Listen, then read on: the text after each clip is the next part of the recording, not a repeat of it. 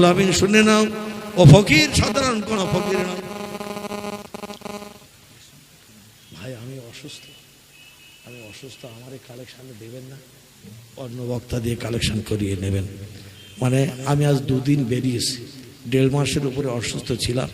আমার কিডনিতে 20% ধরা করেছে সুগার রোগের কারণে, 20% ধরা করেছে কিডনিতে। মানে অসুস্থ, 1.5 মাস প্রোগ্রামে যাই না। গত পরশুদিন একটা প্রোগ্রাম গেলাম গোবরডাঙ্গা ঝঞ্ঝনিয়ায়, আজকে 2 নম্বরের প্রোগ্রামে বেরিয়েছি 1.5 মাস পরে। একটু আয়ুর্বেদিক ওষুধ খেয়ে আল্লাহ একটু কিডনির খারাপিটা একটু সুস্থ করেছে। অ্যালোপ্যাথিক ওষুধে কোনো কাজ হচ্ছে না। কলকাতা উডল্যান্ডসে গেলাম, তারপরে অ্যাপোলোয় গেলাম। ডাক্তাররা বলছে আপনার 2টো পথ আছে, একটা পথ একজনের কিডনি কেটে আপনার কিডনিতে লাগাতে হবে, আর একটা পথ হলো ডায়ালিসিস করতে হবে। এক জায়গা দিয়ে রক্ত টানতে হবে, আর এক জায়গা দিয়ে ঢুকতে হবে। আমি বললাম কদিন? বলে যতদিন বাঁচবেন ততদিন। মানে প্রতি সপ্তাহে 2 দিন করে 4 ঘন্টা করে 8 ঘন্টা ডায়ালিসিস করতে হবে, নল লাগানো থাকবে অটোমেটিক। আর বললাম আমরা তো মিলাদ মাহফিল করি, দেশ বিদেশ ঘুরি, তো এই নল লাগিয়ে কতদিন ঘুরবো? বলে যতদিন বাঁচবেন ততদিন করতে হবে। তো যাই হোক, হোমলেস খেয়ে আমি, এই ভাই বলছিলেন না, কেরালায় গিয়েছিলাম ট্রিটমেন্ট হতে, বাইক ফ্লাইটে করে 7,200 টাকা করে টিকিট, 3 জনা নিয়ে গেলাম। যে কেরালায় যে এয়ারপোর্টে নেমে সেখান থেকে আবার 200 কিলোমিটার রাস্তা, খ্রিস্টান হসপিটাল, 11 দিন সেখানে ছিলাম। ট্রিটমেন্ট হয়ে 13 আমার ডিফেক্ট ছিল কিডনিতে, সেখানে যে 19-এর উপরে ডিফেক্ট হয়ে গেছে।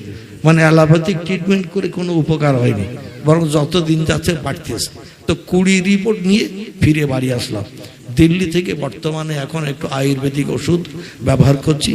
গত শুক্রবার দিন সকালবেলা সুগারের ট্রিটমেন্ট করলাম, মানে রক্ত দিলাম, দিয়ে দেখলাম যে 10 কমে গেছে।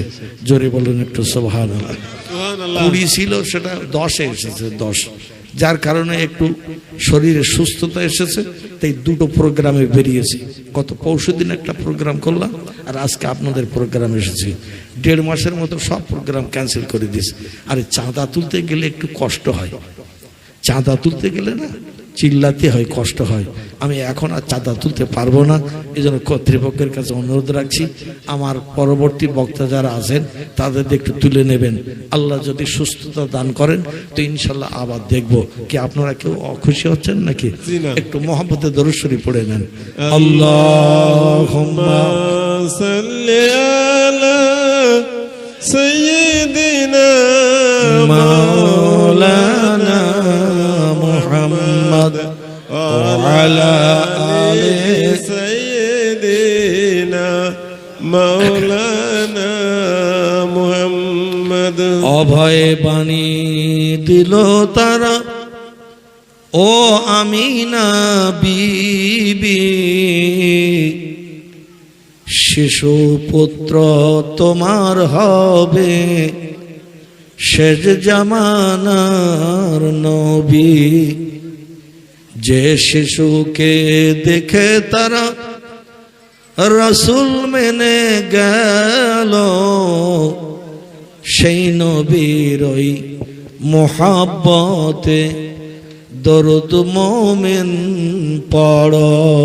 আল্লাহুম্মা সাল্লি আলা সাইয়্যিদিনা মাওলানা মুহাম্মদ ওয়া আলা আলি সাইয়্যিদিনা মাওলানা মুহাম্মদ।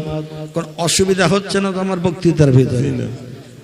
আমার ভাইরা, আল্লামা রুহুল আমিন রাহমাতুল্লাহ আলাইহি উনি মজলিসে বসতে গেলেন, আর দাদা হুজুর পীর কেবলা বললেন, এ বাবা রুহুল আমিন, আমার এই মজলিসে তোমার বসার অধিকার নাই। হুজুর বলছেন সবাই বসে আছে, কোনো আপত্তি নাই, আর আমি বসতে গেলে অধিকার নাই। দস্তুরটি কি করেছি তাও তো কিছু বুঝলাম না।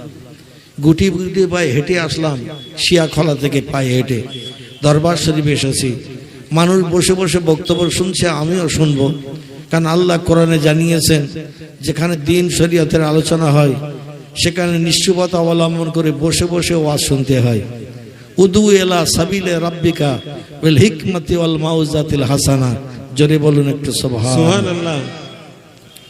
আমার আল্লাহ বলছেন যেখানে আমার কোরআনের আলোচনা হবে ফাস্তামিউ লাহু, তোমরা একাগ্র চিত্রে মনোনিবেশ সহকারে মজলিসের সৌন্দর্য রক্ষার্থে বসো এবং শুনতে থাকো, কারণ লাআল্লাকুম তুরহামুন, যেখানে আমার কোরআনের আলোচনা হয় সেখানে আমার আসমানি রহমত বর্ষণ করা হয়। সুবহানাল্লাহ। এই জন্য মজলিসে বসে ওয়াজ শুনতে হয়।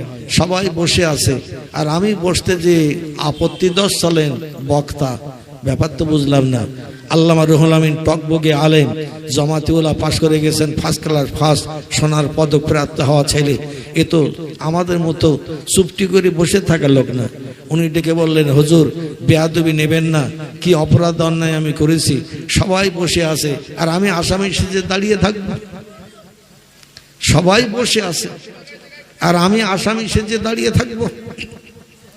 পীর সাহেব কেবলা ডেকে বললেন, বাবা তুমি শিয়াখলায় ট্রেনে নেমে এই 6 কিলোমিটার রাস্তা হেঁটে আসতে আসতে যে 6টা প্রশ্ন মনে মনে ঠিক করেছো না? তুমি মনে মনে 6টা প্রশ্ন ঠিক করেছো না? তোমার প্রশ্ন কটার উত্তর শোনো, যদি উত্তর শুনে ভালো লাগে তাহলে মজলিসে বসো, আর উত্তর যদি ভালো না লাগে অন্য পীর সাহেব দেখো। কি আশ্চর্য ব্যাপার! তুমি 6টা প্রশ্ন যে ঠিক করে এসেছো হাঁটতে হাঁটতে আস্তে আস্তে, তোমার প্রশ্ন কটার উত্তর আগে শোনো।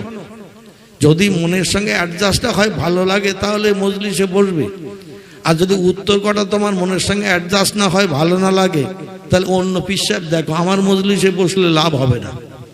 জোরে বলুন সুবহানাল্লাহ। বর্তমান যুগে পীরের কাছে কোনো মুরিদ গেলে পীর সাহেবকে মুরিদ তাড়িয়ে দেয়, বরং মুরিদ তাড়িয়ে দেয় না, মুরিদকে বলে আরো 2-5 জন ডেকে আনো, আমার মুরিদ হোক, আমার লাভ ছাড়া লস হবে না। আর উনি বললেন উত্তর যদি ভালো না লাগে অন্য পীর সাহেব খোঁজো, আমার মজলিসে বসে লাভ হবে না। আল্লামা রুহুল আমিন ডেকে বললেন, হুজুর বেয়াদবি নেবেন না, আল্লাহ আর আমি ছাড়া কেউ জানে না।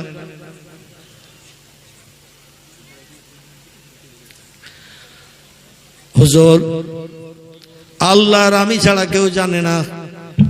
মনে মনে 6টা প্রশ্ন আমি ঠিক করে এসেছি, শরীয়তের বিভিন্ন কিতাব থেকে দামি দামি 6টা প্রশ্ন আমি ঠিক করে এসেছি। আপনাকে কে বলল আমি প্রশ্ন 6টা ঠিক করে এসেছি? পীর সাহেব ডেকে বললেন, বাবা যারা আল্লাহওয়ালা আল্লাহ প্রেমিক হয় আল্লাহ তাদের জানিয়ে দেয়। আল্লামা রুহুল আমিন বললেন, হুজুর বলুন আমি কি কি প্রশ্ন ঠিক করে এসেছি। উনি 6টা প্রশ্ন নিজেই বলে দিলেন। 6টা প্রশ্নের উত্তর যখন দিয়ে দিলেন, আল্লামা রুহুল আমিন বললেন, আগে আপনি আমাকে বায়াত করে দিন, তারপরে আপনার মজলিসে বসবো। সেই পীর সাহেবের মজলিসে বসে বায়াত হয়ে বাড়ি এসেছিলেন যিনি, যারা অন্তরের খবর রাখে, গোপন তথ্য মাবুদের তরফ থেকে জানতে পারে।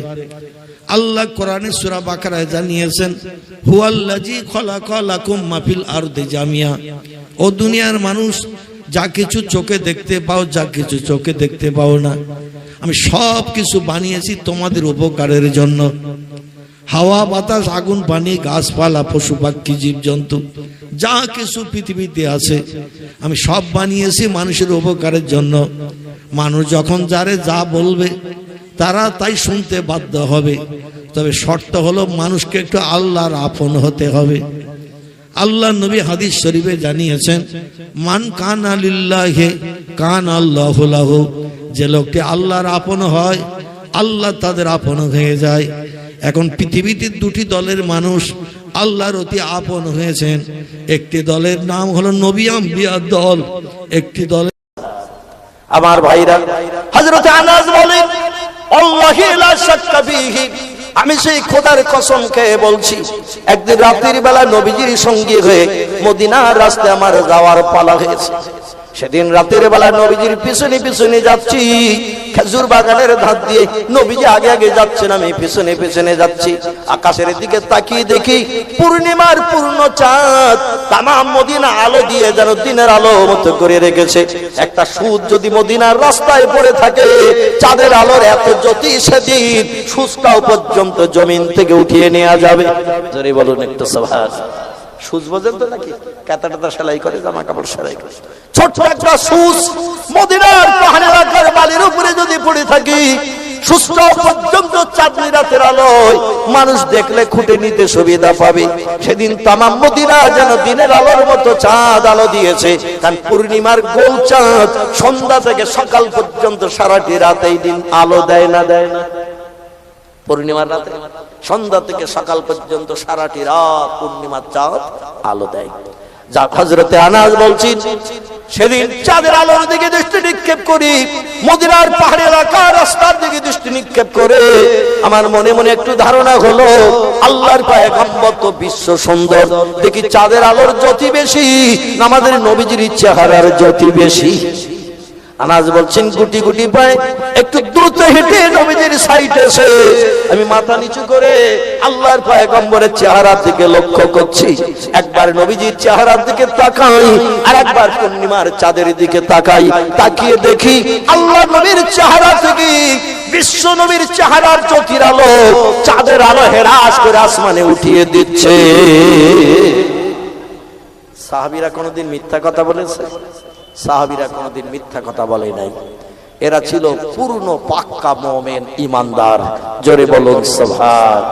তিনি বলছেন, আমি সেদিন তাজ্জব হয়ে গেলাম, আশ্চর্যান্বিত হয়ে গেলাম যে চাঁদ লাইট দিয়ে তামাম মদিনা রাতের বেলা দিনের আলো করে রেখেছে। রাস্তায় একটা সুচ পড়ে গেলেও খুঁটে তুলে নেওয়া যাবে, এই রকম একটা লাইটের জ্যোতি মদিনায়। সেদিন আমি চাঁদের দিকে একবার তাকাচ্ছি, আল্লাহর পয়গম্বরের চেহারার দিকে একবার মাথা নিচু করে গা নিচু করে নবীজির চেহারার দিকে তাকাচ্ছি। তাকিয়ে দেখি বিশ্ব নবীর চেহারার লাইট চাঁদের আলো হেরাস করে আসমানে উঠিয়ে দিচ্ছে। জোরে বলুন একটু সুবহানাল্লাহ। সেদিন আমি প্রমাণ পেলাম চাঁদের আলো থেকে নবীজির চেহারার লাইটের জ্যোতি বেশি। হযরত আয়েশা বলছেন, আল্লাহি লা শাক্কা ফীহি, আমি আবু বকর সিদ্দিকের কন্যা উম্মুল মুমিনিন হযরত আয়েশা বলছি, আল্লাহর পয়গম্বরকে নিয়ে 9 থেকে 9.5 বছর একটানা মদিনায় সংসার করার সুযোগ আমরা নারীরা পেয়েছি। আমি আয়েশা 9 থেকে 9.5 বছরের মতো আল্লাহর পয়গম্বরকে নিয়ে মদিনার জমিনে মসজিদে নববীর পূর্ব দিকে আমার হুজরায়ে নবীকে নিয়ে সেবা করার সুযোগ আমি পেয়েছি। একদিন রাতের বেলা আল্লাহর পয়গম্বরের আমার ঘরে থাকার পালা, 9 দিন অন্তর একদিন করে আমরা মদিনার মেয়েরা স্বামীকে সেবা করার সুযোগ পেতাম। কারণ মদিনায় নবীজির স্ত্রীর সংখ্যা ছিল একসঙ্গে 9 জন। কজন? মক্কায় নবীজির স্ত্রীর সংখ্যা ছিল 1 জন। 25 বছর একজন স্ত্রী কিনে নবীজি মক্কায় সংসার করেছে। কিন্তু মদিনায় আসার পর বৃদ্ধ বয়সে, বুড়ো বয়সে মদিনার মেয়েদের চোখের পানি মোচন করতে যে স্বামীহারা বিধবা যুদ্ধ করতে গেছে, স্বামীরা যুদ্ধে শহীদ হয়ে গেছে। আল্লাহ নবীর কাছে সে ফপিয়ে কান্না শুরু করেছে। নবী বলেন, এ মদিনার মেয়েরা, ইয়া শাইখানি মাপুকে, কাঁদছো কেন? ও বুড়ি, কি হয়েছে তোমার? বুড়ি বলছে, আমার স্বামী যুদ্ধে শহীদ হয়ে গেছে, এই জন্য মনের দুঃখ আপনার কাছে জানাতে এসেছি। রাসূল বলেন, ধন ভান্ডার থেকে মাসে মাসে তোমার জন্য খাবার বরাদ্দ হবে, শাড়ি টাড়ি যা কিছু লাগে, রোগ বেমারির জন্য যা কিছু ঔষধপত্র লাগে, মদিনার রাজদরবার থেকে তোমার সব সমস্যার সমাধান হবে। কারণ তোমার স্বামী আল্লাহর দ্বীন প্রতিষ্ঠা করতে যে, মুহাম্মদের মুখে হাসি ফোটাতে যে যুদ্ধের মাঠে শহীদ হয়ে গেছে। এজন্য তুমি আর স্বামীহারা বিধবা। আর স্বামীহারা বিধবা হলো যে কোনো নারীরা কাঁদবে না, যাতে তোমার চোখের পানি মোচন করা হয়। যাই, আমি রাসূল সে দায়িত্ব নিলাম। মদিনার নারী বলি, ইয়া রাসূলুল্লাহ, আমি মাসে মাসে খাবার বরাদ্দের জন্য আসি নাই, শাড়ি চড়ি নেওয়ার জন্য আসি নাই, রোগ বেমারের ঔষধপত্র নেওয়ার জন্য আসি নাই। নবী বলছেন, তাহলে আর কি দাবি নিয়ে এসেছো? মদিনার নারী বলি, ইয়া রাসূলুল্লাহ, ঔষধপত্র দিল, শাড়ি চড়ি দিল, খাবার দিল, আমার হৃদয়ে তুষের আগুন নিভবে না। মাঝে মাঝে স্বামীর কথা যখন স্মরণ পড়বে, ইয়া রাসূলুল্লাহ, হৃদয়ে শোকের আগুন জ্বলবে, চোখ মুখ দিয়ে তার বহির প্রকাশ হবে, চোখের পানি ঝরবে, গাল দিয়ে কান্নার আওয়াজ জারি হবে। আপনি আমাকে যদি মরণের দিন পর্যন্ত কাঁদাতে না চান, তাহলে আপনার স্ত্রীর তালিকা আমার নামটা একটু লিখে নিয়ে না। জোরে বলুন সুবহানাল্লাহ। স্বামী আমার আর নাই, আপনার স্ত্রীর তালিকা আমার নামটা যদি লিখে নেন, জীবনে আর আমার কোনোদিন মুখে কান্না দেখবেন না, কান্না আপনাকে আর শুনতে হবে না। আল্লাহর পয়গাম বলছেন, মদিনার নারী, আমার তো বিয়ের কোনো প্রয়োজন দরকার নাই, তো আল্লাহ পাক নারীর চোখের পানি মোচনের জন্য আমাকে রাহমাতাল লিল আলামিন করে পাঠিয়েছেন। আমি তিনটি জিনিস সবথেকে বেশি ভালোবাসি, মুহাম্মদ রাসূলুল্লাহ আমি। আমার জীবনে তিনটি জিনিসের ভালোবাসার উপর আর কোনো ভালোবাসা নাই। জোরে বলুন একটু সুবহানাল্লাহ। সাবিরা আল্লাহ ইয়া সালাস ইয়া রাসূলুল্লাহ, আল্লাহর পয়গম্বর গো, যে তিনটি জিনিসকে আপনি সবথেকে বেশি ভালোবাসেন, সেই তিনটি জিনিসের নাম একটু বলেন, আমরা আমাদের জীবনের সঙ্গে আমলটা করব। জোরে বলুন একটু আমিন। আল্লাহ নবী বললেন, আমার জীবনের সবথেকে ভালোবাসা হলো, আমার জীবন অপেক্ষা প্রাণ অপেক্ষা আমি আমার আল্লাহকে সবথেকে বেশি ভালোবাসি। এই ভালোবাসার জায়গায় আর কোন ভালোবাসা আমার কাছে স্থান পেতে পারে নাই। আমার জীবন অপেক্ষা প্রাণ অপেক্ষা আমি সবথেকে বেশি ভালোবাসি তাকে, যিনি আমাকে বানিয়েছেন, পয়গম্বরের দায়িত্ব দিয়ে জনকল্যাণমূলক কাজের দায়িত্ব আমাকে দিয়েছেন। আমি সে আল্লাহকে সবথেকে বেশি ভালোবাসি। সাহাবীরা বলে, ইয়া রাসূলুল্লাহ, দুই নম্বরের ভালোবাসা আপনি কি আপনার হৃদয়ে স্থান দিয়েছেন, যার উপরে আর কোনো ভালোবাসা স্থান পেতে পারেনি। আল্লাহ নবী বলছেন, সাহাবীরা, আমার দুই নম্বরের ভালোবাসা হলো পৃথিবীর অবাগা নারীদের চোখের পানি মোচন করে আমি রাসূল বড় পছন্দ করি।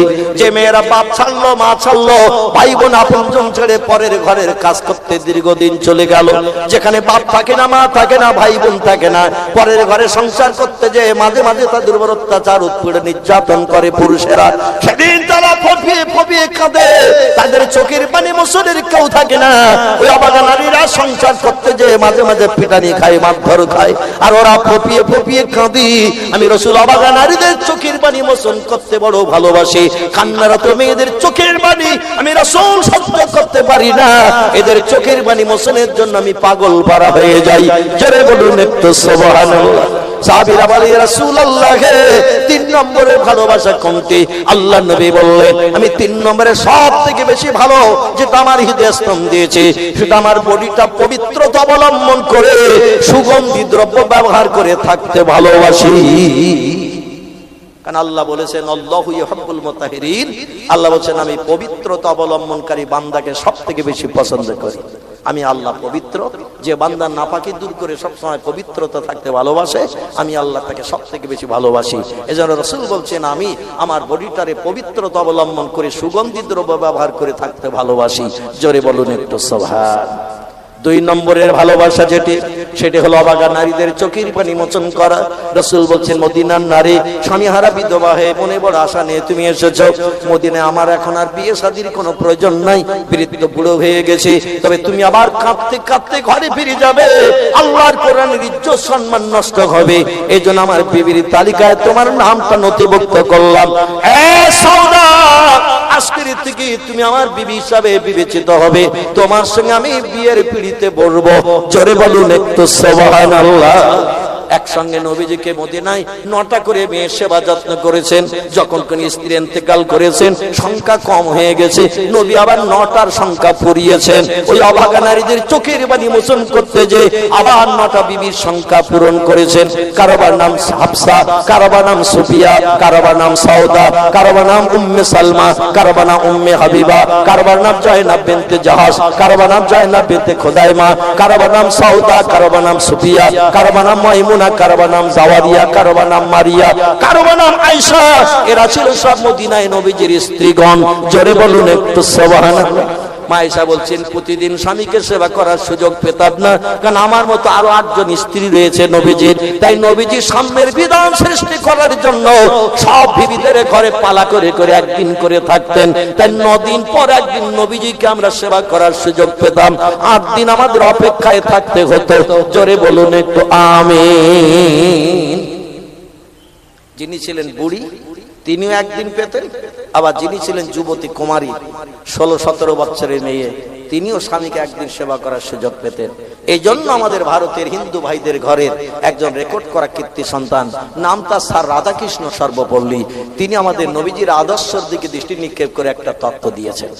স্যার রাধাকৃষ্ণ সর্বপল্লী বলছেন, we can not deny that the conception of brotherhood in Islam transcends all various of race and nationality, a feather which does not character any other religions. একটু চিল্লাই বলুন মারহাবা। হিন্দুর ঘরে রেকর্ড করা কীর্তি সন্তান, উচ্চ শিক্ষিত ব্যক্তিত্ব, আমাদের নবী মোহাম্মদ রাসূলুল্লাহ জীবন আদর্শ পৃথিবীতে বিরল প্রকৃতির। এত সুন্দর আদর্শ কোন ধর্মীয় নেতা দেখাতে পারে নাই। এই তত্ত্ব তিনি লিপিবদ্ধ করে পুস্তকে লিপিবদ্ধ করে দিয়েছেন, কিয়ামত পর্যন্ত মুছবে না। জোরে বলুন একটু সুবহানাল্লাহ। তিনি বলছেন উই ক্যান নট ডেনি, এ কথা আমরা কোনোদিন অস্বীকার করতে পারি না, মিথ্যা বলে সম্বোধন করতে পারি না। That the conception of brotherhood in Islam, ইসলামী ভ্রাতৃত্ববোধ, তাদের নবী মুহাম্মদ রাসূলুল্লাহর জীবন বিধান, জীবন